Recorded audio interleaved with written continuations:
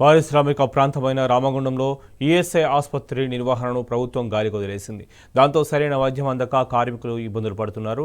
డిస్పెన్సరీలో కనీసం డాక్టర్ కూడా అందుబాటులో లేడని కార్మికులు వాపోతున్నారు. సుమారు 15,000 మంది కార్మికులు ఈఎస్ఐలో సభ్యత్వం ఉన్న రామగుండంలో ఈఎస్ఐ నిర్వహణ సరిగా లేదని ఆగ్రహం వ్యక్తం చేస్తున్నారు కార్మికులు.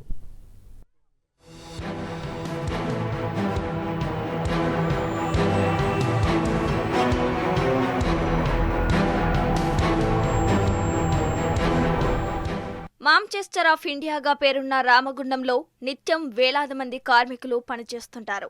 మన రాష్ట్రంతో పాటుగా ఇతర రాష్ట్రాల నుండి వేలాది మంది కార్మికులు ఇక్కడకు వచ్చి పనిచేస్తూ ఉంటారు. కార్మికులకు, ఉద్యోగులకు వైద్య సేవలు అందించేందుకు కేంద్ర ప్రభుత్వం ఈఎస్ఐ ద్వారా కార్మికులకు వైద్య సదుపాయాలు అందిస్తూ ఉంటుంది.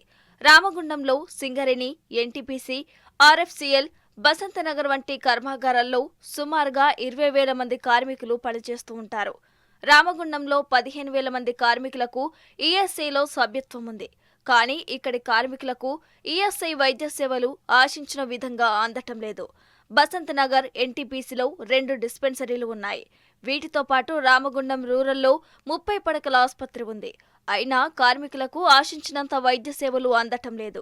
ఈఎస్ఐ అధికారులు, ప్రభుత్వ అధికారులు, పాలకుల నిర్లక్ష్యంతో ఈఎస్ఐ ఆసుపత్రి నిర్వహణ కుంటుపడింది.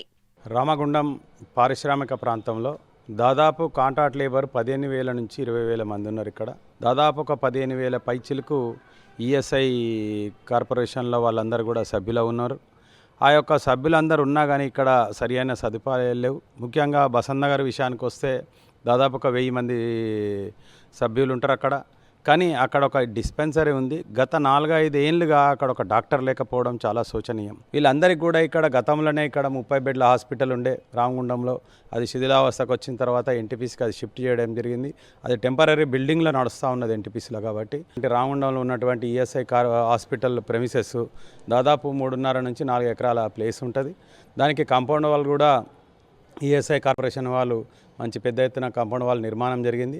అదే ప్లేస్లో ఈఎస్ఐకి శాంక్షన్ అయినటువంటి 100 పడకల ఆసుపత్రులను నిర్మించాలని చెప్పేసి రాష్ట్ర కేంద్ర ప్రభుత్వాలు వెంటనే దాని మీద స్పందించి దాన్ని ముందుకు తీసుకుపోయే విధంగా చర్యలు ఉండాలని చెప్పి మేము కోరుతా ఉన్నాం. బసంతనగర్ డిస్పెన్సరీలో ఏడాది నుండి వైద్యుడు లేక బసంతనగర్ కాంట్రాక్టు కార్మికులకు వైద్య సేవలు అందటం లేదు. అలాగే రామగుండం రూరల్లో ఉన్నటువంటి 30 పడకల ఆసుపత్రి కూల్చివేయడంతో అక్కడ కూడా వైద్య సేవలు అందటం లేదని కార్మికులు వాపోతున్నారు. 100 పడకల ఆసుపత్రి రామగుండానికి అవసరమని కేంద్ర ప్రభుత్వం 100 పడకల ఆసుపత్రి మంజూరు చేసి ఏండ్లు గడుస్తున్నా ఇప్పటికీ పనులు ప్రారంభం కాలేదు. మొదట 5 ఎకరాల స్థలం అవసరమని అనుకున్న 3.5 ఎకరాలతో సరిపెట్టాలని 30 పడకల ఆసుపత్రిని కూల్చి అందులో 100 పడకల ఆసుపత్రిని నిర్మించాలని నిర్ణయించారు. 100 పడకల ఆసుపత్రి నిర్మాణం కోసం ఇటీవల కాంపౌండ్ వాల్ను హడావిడిగా నిర్మించారు. కానీ మిగతా పనులు మరిచారు. దీంతో ఈఎస్ఐ 100 పడకల ఆసుపత్రి మళ్లీ ఇక్కడి ప్రజలకు కలగానే మిగిలింది. కేవలం ప్రాథమిక వైద్య సేవలు మాత్రమే ఇక్కడ అందుతూ ఉన్నాయి. మెరుగైన అత్యవసర వైద్య సేవలు కావాలంటే ఇక్కడి నుండి రిఫర్ కింద హైదరాబాద్ వెళ్లాల్సిన పరిస్థితులు నెలకొన్నాయి. 15,000 మంది కార్మికులు పనిచేసే చోట వైద్య సేవలు అందించడంలో ఇంత నిర్లక్ష్యం ఎందుకని కార్మిక నేతలు ప్రశ్నిస్తున్నారు. గత 4 సంవత్సరాలుగా ఈఎస్ఐలో డాక్టర్ లేకపోవడము కార్మికులకు చాలా ఇబ్బందిగా మారుతుంది. భారీ యంత్రాల మధ్యలో చేసే కార్మికులు కమ్సే కమ్ ఒక 800 మంది కాంట్రాక్ట్ లేబరు, 400 మంది అవుట్సోర్సింగ్ కార్మికులు ఉండే ఈ ప్రాంతంలో ఈ చిన్న డిస్పెన్సరీలో ఎప్పుడైనా ఆరోగ్యం బాగలేక వస్తే స్టాఫ్ నర్సు కానీ ఫార్మసిస్ట్ కానీ మామూలుగా గోళ్ళు ఇచ్చి పంపడం జరుగుతుంది.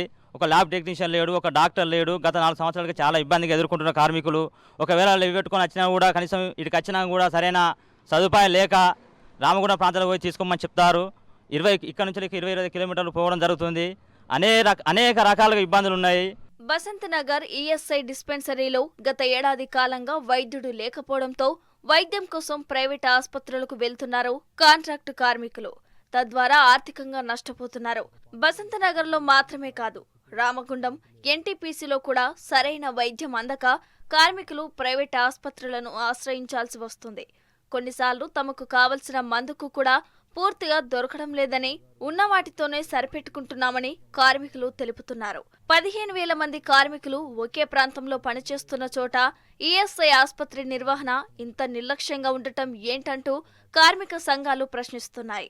ఇప్పటికైనా 100 పడకల ఆసుపత్రి నిర్మాణం పనులు వెంటనే ప్రారంభించాలని, అలాగే డిస్పెన్సరీలో వైద్యుల కొరత లేకుండా చూడాలని డిమాండ్ చేస్తున్నారు కార్మిక నాయకులు.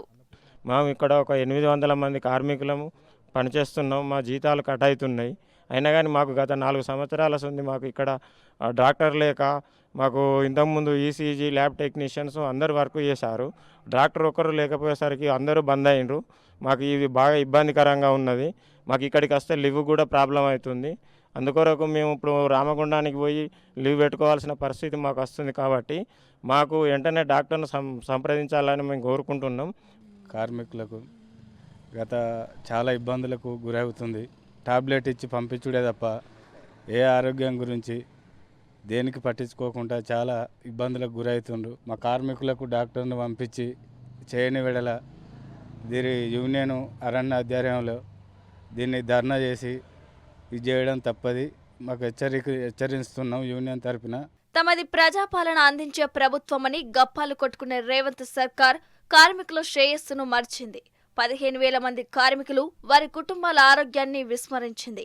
ఏడాది కాలంగా డాక్టర్ను నియమించకుండా మీనమేషాలు లెక్కిస్తోంది. అనారోగ్యంతో వచ్చే కార్మికులకు నర్సింగ్ సిబ్బందే మందు బిల్లులను ఇచ్చి పంపుతున్నారు. ఇప్పటికైనా డాక్టర్ను నియమించడంతో పాటు అవసరమైన మందులను అందేలా చూడాలని కార్మికులు డిమాండ్ చేస్తున్నారు. లేదంటే రాబోయే రోజుల్లో ఆందోళన చేస్తామని హెచ్చరించారు.